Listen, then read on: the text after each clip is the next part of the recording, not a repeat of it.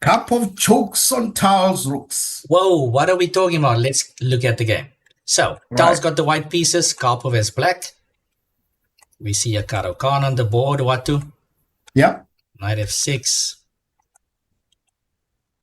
Both sides just developing. Looks kind of a weird Grunfeld without the E Does. pawn.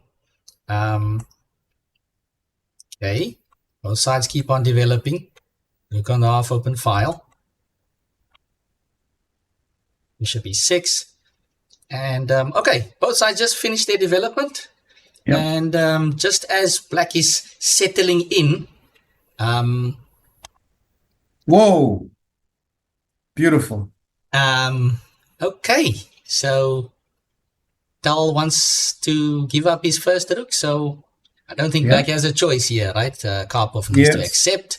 And the white squares are for the taking, isn't it? Exactly, this is the thing. I mean, it's like you don't want to accept that as black, right? You want to up an exchange, but for the rest of the game, you have to deal with this ugly structure. I mean, what does this rook? This rook is super unhappy over there, right? Beautiful so, shot. Looks like a natural sacrifice, but is it enough? That's the question. So let's see how Tal continues. Bishop c4, hitting e6. Yes. Karpov defends. e2. Black has to make some awkward moves. Yeah. It's very ugly, yeah. So he was not happy to make that move. Yeah. Especially a guy like Karpov. Yes. So rook to e1, white just naturally brings all the pieces towards the weakened light squares, or specifically e6, c8. Knight e2 seems to protect the bishop, but perhaps the knight is rerouting itself. Yes. It's the queen. And the knight defends the pawn on c3. And have a look, that knight cannot be moved by any pawn. It's just standing there. It's a beautiful knight. Yep.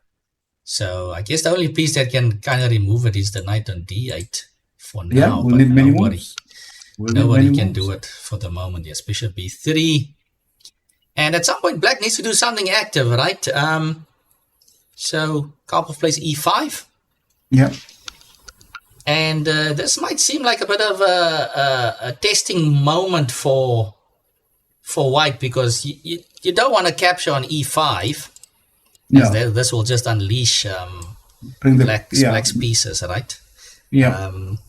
If you push d5, then that just blocks your bishop. Your own bishop. So yeah, this seems like a big moment, and what I always have this. I like to say, especially to my young students, in these type of moments, what would Tal do? And Mikhail just he just goes straight for the king. I mean, h4. Beautiful. Ignores what black is doing. h4, and Karpov accepts the gift here on d4. Right. Wow. And Tal is just seeing red, apparently. So, I mean, look at that. Look at that king. I mean, if you play h6, for an example, can just take on g6, and the queen will land on h5. It really bishop on is b3 is a monster. Eh? Yeah. Beautiful.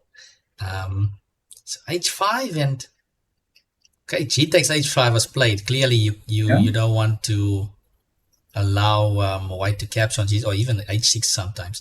But okay, captures happens. Queen takes. e8 is hanging. f8. And maybe a question to the viewers out there, if you are watching, maybe pause and ask yourself how to continue the attack. The white squares. Yes. So if you've unpaused, Tal now continues to hit the light squares here with bishop c2. Powerful. Mate is in the air. Right, bishop c2. How does black defend the light squares? So this was the point of that rook takes e6 earlier on, right? Just destroying the long-term prospects for black on the light square. So bishop c2, h7 is hot. Yeah. Queen to e5. And Yeah, black is trying to make white's life difficult here because white wants to, of course, move the knight. But the rook is... But the rook hands would check. Yep. So, again, maybe a moment if you are interested, if you want to hone in on your attacking skills, if you want to attack like Tal, maybe pause the video and try to find white's next move. And did you find knight to g3? Wow. Whew. Wow. Beautiful. Yeah, so it's another rook that's being offered, Watu. Yeah. He's offered a rook, and it looks like he has to take because unfortunately the checkmate is threatened and the queen. So yes, you have to take it. You have to choke on the rooks. What can you do? Karpov is unfortunately choking on both rooks over here because he has to take king h2. And now he has to stop mate h6. Yeah. And with the remaining pieces on the board, Tal is just smashing up in the king side. King to g8 takes, of course, king takes g7, queen g6. Yep. And then queen h7 mate. And this is what we ever so often see in Tal's games. The final hunt. And checkmate is coming. Checkmate is coming next on g7. Beautiful.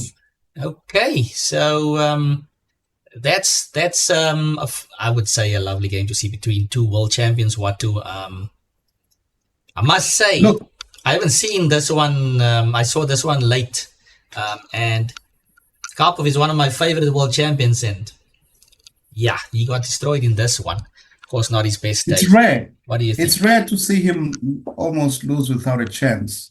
You feel that way, and that's what you get. When you see a game like this, you feel that Karpov lost without any chances. And incredible game by Tal. Incredible energy, incredible force, incredible imagination. I mean, what a player, right? Yeah, no, for sure. And you can just feel the energy, the pieces going towards the king side. Absolutely. Flowing very, very naturally. So it started with the rook takes e6, and then the weaknesses around the king side was evident. Long term, I would say. So beautiful game. Yeah, I'm certainly looking forward to seeing more of Mikhail Tal's magic.